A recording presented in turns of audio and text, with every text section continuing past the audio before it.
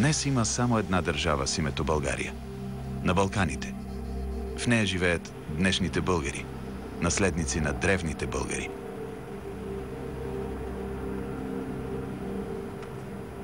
Но далеч на изток има и други народи, които претендират, че са потомци на българите. Дали онези народи са роднини на съвременните българи? Наистина ли са потомци на прабългарите?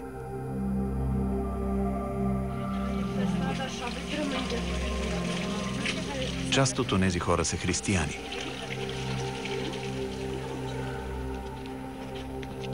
Други са мюсюлмани.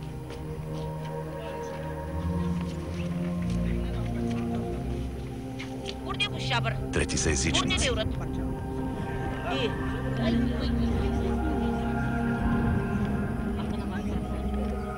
Те още вярват в Бога Небе и се кланят на идоли. Прекланят се пред богове с имената Анамаш, Тангра, Ерех, Пихампар и други, много по-древни от Христос и пророка Мохамед. Народите, които претендират, че са потомци на древните българи, говорят на различни езици. Едни от тях дори твърдят, че все още говорят на прабългарски. Шиннандан, парлашамарандан, тура язызықла езі ерегенер жыл жұрындан, мен бұрғалыққа бірле бұрынма бекілден. Нұған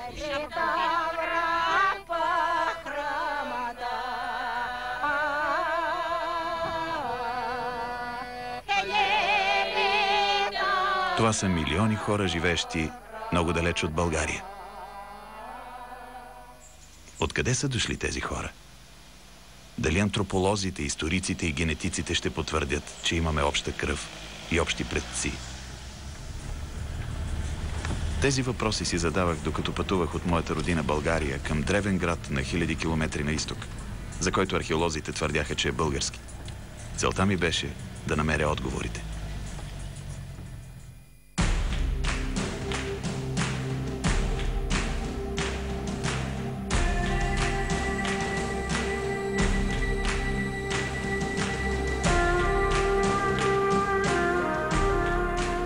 В средновековието е имало няколко държави с името България, но при нахлуването на монголо-татарите били останали само две. От войната през 1236 година зависело дали в Европа ще продължи да има две Българии. Една на Дунав и една на Волга. Или още една част от българите ще бъдат поробени.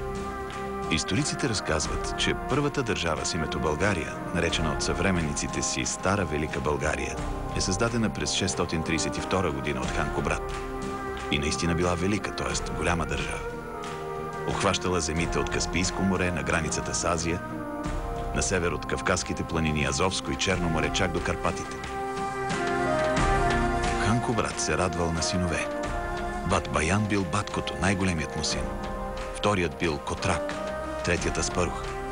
Един от тях трябвало да наследи престола, но след смъртта на хан Кубрат, братята били нападнати от големия народ на хазарите и не успели да запазят България цяла.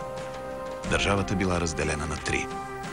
Едната част от българите, наричани през следващите векове черните българи, се подчинили на хазарския каганат.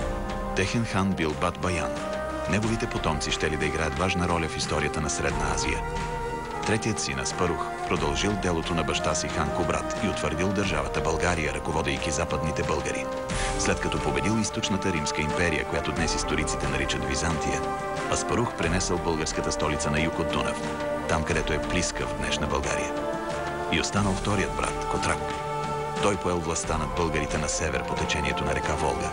Неговите потомци създали една от най-богатите държави в Европа – Волжка България. Всъщност държавата се наричала просто България, но историците я наричали Волжка, за да я различават от Дунавска България, тъй като в продължение на векове двете държави съществували едновременно. Българите от Волжка България в средновековието били наричани сребърните българи. Днес историците не знаят защо точно сребърни. Дали за това, че са контролирали търговията за сребро в Европа, или заради сребърния мост, който построили в най-големия си град Биляр.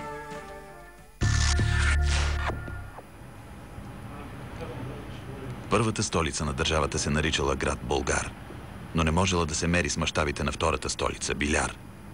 Според историците през 12 и 13 век с площта си от около 800 хектара и огромното си население, Биляр бил най-големият град в Европа и трети в света след Багдад и Константинопол. Дори и днес, ако застанеш на единия край на руините на Биляр, от срещния край можеш да видиш само с бинокъл. Волжките българи били изключително богати, защото контролирали търговията между Европа и Азия. Установяването им тук обаче ги променило. От времето на хан Кубрат до 10 век войната била смисълът на живота им, а след това Волга ги убила като войни и ги направила търговци и земеделци.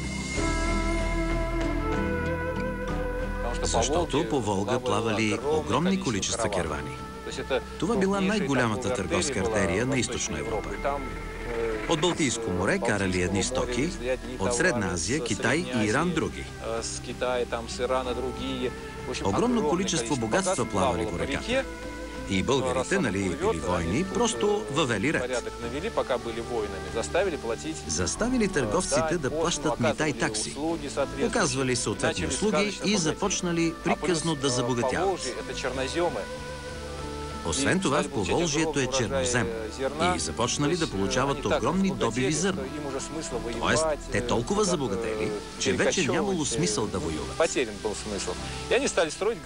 Така те започнали да строят градове, храмове, кервансараи, напоителни системи и влагали плодовете от труда си в населените места.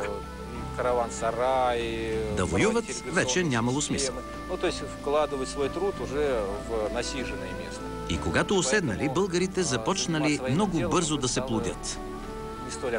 Имали много храна, много пари, живеели спокойно и броят им главоломно растял.